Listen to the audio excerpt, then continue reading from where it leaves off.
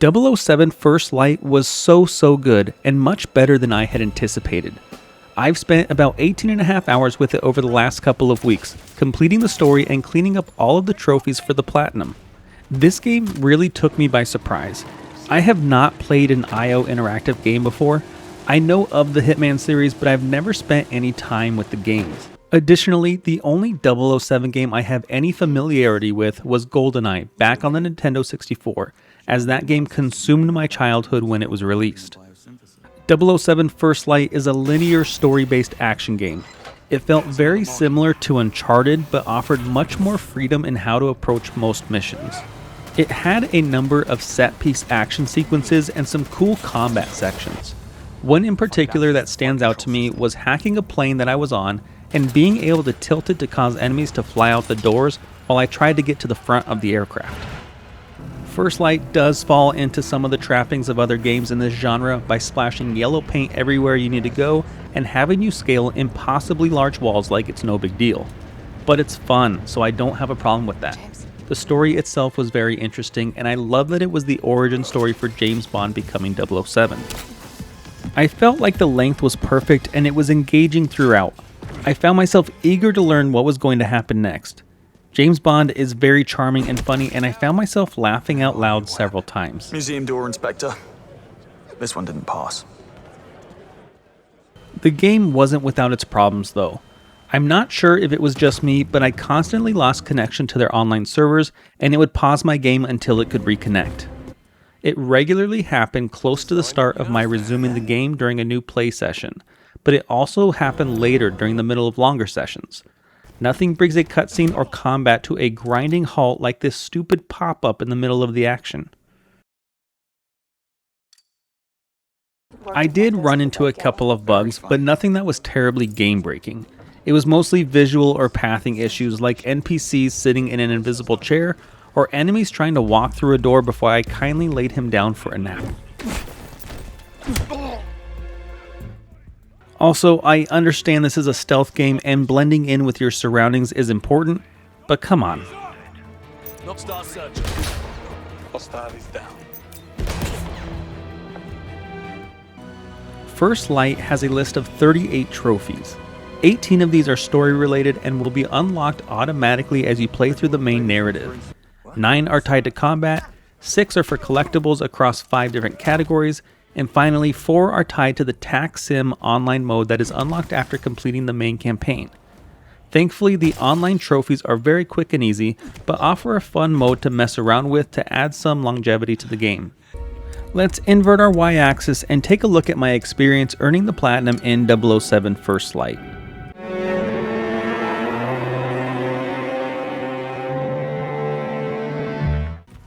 I don't intend to go through every story beat of the game, but I did want to highlight a few things. The tutorial in First Light is so well done. The introductory mission and the montage you play through for James's initial training are very cool and do feel like you're playing through a movie. Just look. Something like that. While each of the missions will follow a primary narrative, the way you get to the end of them can vary wildly depending on which mission opportunities you decide to work on. As an example, in one mission, you have to earn enough money on the black market to pay a guard. I was able to earn the money by stealing a crypto wallet and then posing as an arms dealer after stealing a burner phone and selling a container full of product. However, I could have earned the money a completely different way by competing in a fighting pit or pickpocketing other patrons. It took me around 15 hours to complete the main story. I took my time with it and explored each map to find as many collectibles as I could. I earned all 18 of the story trophies as I played through the origin story for James Bond becoming 007. During the tutorial missions, the game teaches you how to wound or disarm enemies. Following the instructions it gave me, I shot a weapon out of this enemy's hand for the sleight of hand trophy.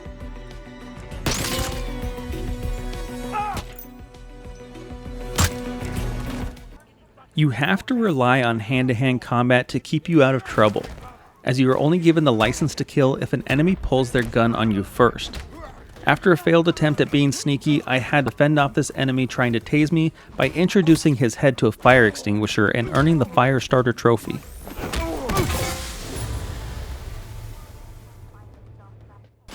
While attempting to chase down a plane, I was fending off enemies as they drove up in their cars. One was the unfortunate victim of my poor aim, where I started at his feet and worked my way up. I unlocked the trophy He'll Live for knocking out an enemy by shooting his legs, but spoiler alert, he did not live.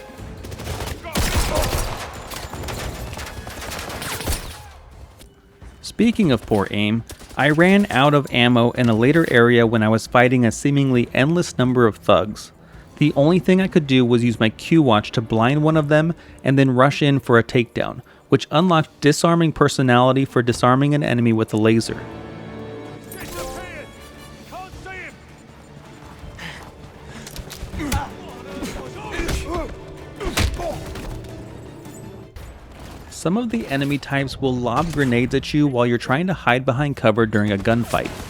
Getting a shot on one of them while they are priming the grenade will earn the short fuse trophy. Move fast! Down! Those 5 trophies were the only non-story unlocks I had earned throughout my playthrough. The remaining 14 I needed for the platinum were not very difficult to achieve and only took me an additional 2.5 hours to get. I first decided to check out the TacSim mode since that was unlocked when I completed the story. TacSim has 2 different modes, Escalations and Operations.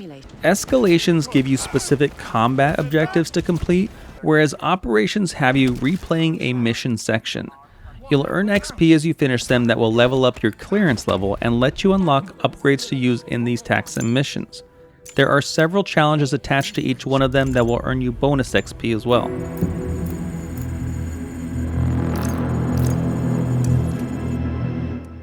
By default, the tutorial for TacSim takes you through an escalation, but not before the game disconnected me from the servers again. Completing the first of 3 tiers of this escalation rewards you with the trophy A Change of Pace. This one is very easy to complete as it walks you through each step and there's no real danger.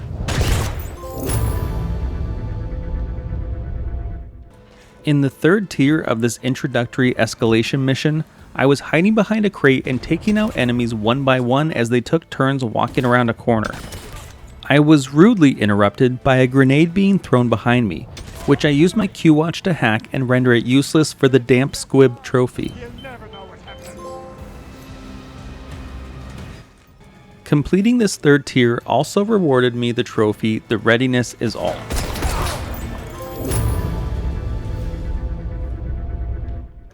The What If trophy is awarded for completing an operation in TacSim for the first time, which I'm ashamed to admit took me several tries to actually complete.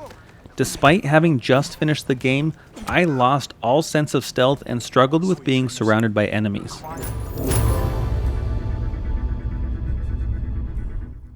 Finishing that operation got me pretty close to level 3. I decided to do an escalation and selected Advanced Close Combat Training.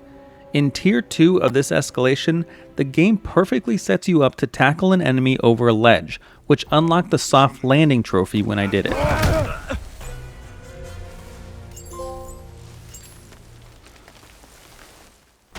During these TacSim missions, your XP bar is filling up in the background rather than awarding it at mission completion. In the middle of Tier 2 of this escalation, I had earned enough XP to hit clearance level 3 and receive the Keep Moving Forward trophy.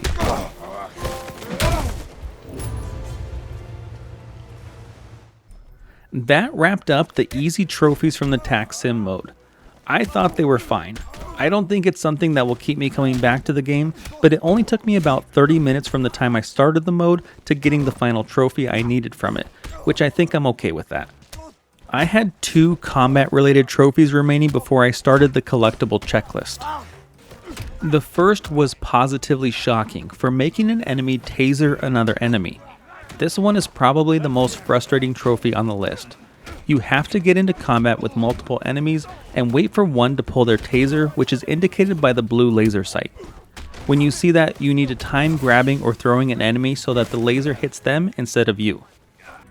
The best place I found to do this is during the All the Time in the World mission at checkpoint 5 for the laundry. You can get into combat almost immediately, and the enemies with the vests will use tasers. I died a lot doing this, but eventually I was able to get it just right for the trophy. Keep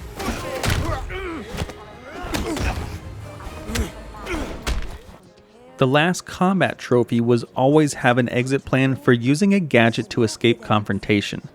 This can be done anywhere in the game that notifies you of being a restricted area when you walk into it.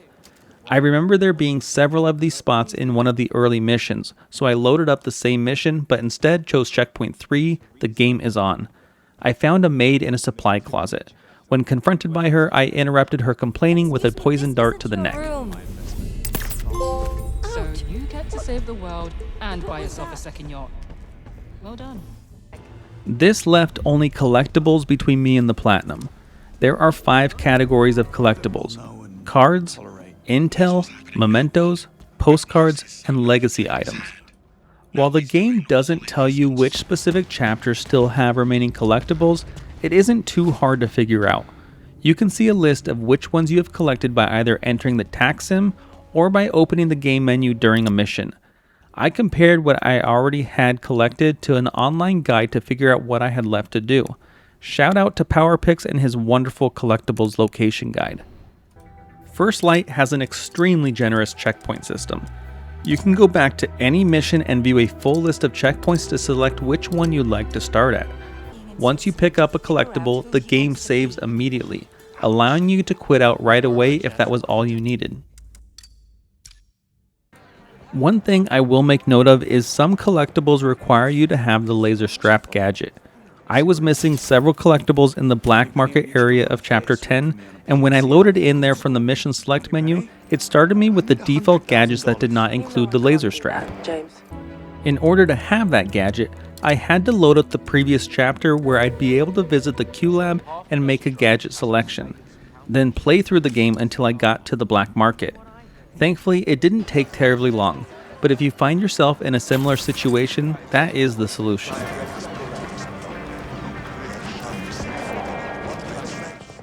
With the full list of collectible locations in hand, I started to make my way through the different chapters, grabbing everything I missed. Some of these I was surprised I didn't have as they were in plain sight, but others it was easy to understand why I hadn't grabbed them. Some of the trophies did not trigger immediately after picking up the last item in that collection, giving me a small scare each time, but one by one I finished it all off. I first wrapped up the MI6 files for the trophy for your eyes only. I have him. Next up were postcards for The World Is Not Enough. This is an example of the trophy not unlocking immediately, as it took almost a minute before it registered the final postcard.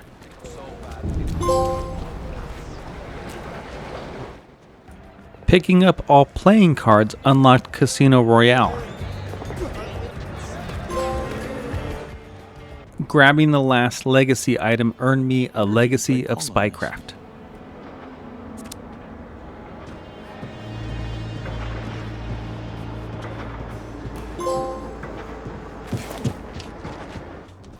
And finally, locating the last memento gave me recovered assets and a collector's habit for finding all collectibles, which in turn gave me the platinum.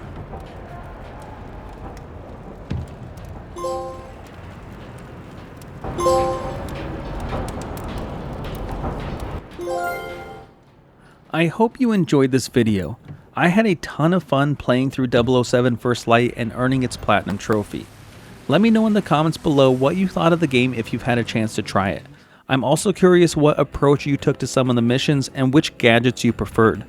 If you would like to see more content like this in the future, please consider liking the video and subscribing to the channel, as it does really help me out.